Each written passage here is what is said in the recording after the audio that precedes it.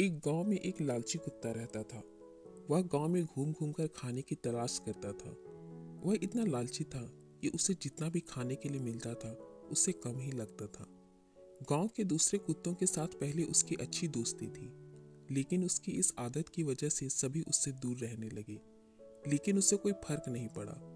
उसे सिर्फ अपने भोजन से मतलब था। कोई ना कोई आते जाते उसे खाने के लिए कुछ ना कुछ दे ही देता था। उसे जो खाने को मिलता उसे वो अकेले ही चट कर जाता। एक दिन उसे कहीं से एक हड्डी मिल गई। हड्डी को देखकर उसकी खुशी का ठिकाना न रहा। उसने सोचा कि इसका आनंद तो अकेले ही लेना चाहिए।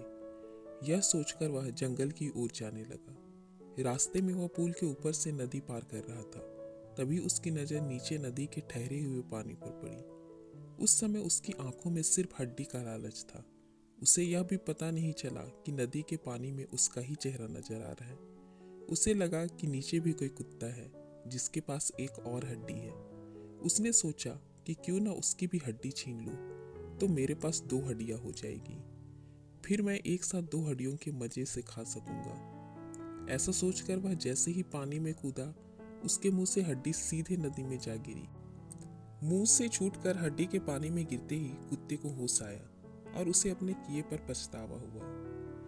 इस कहानी से हमें यह सीख मिलती है कि हमें कभी भी लालच नहीं करना चाहिए। लालच करने से हमारा ही नुकसान होता है।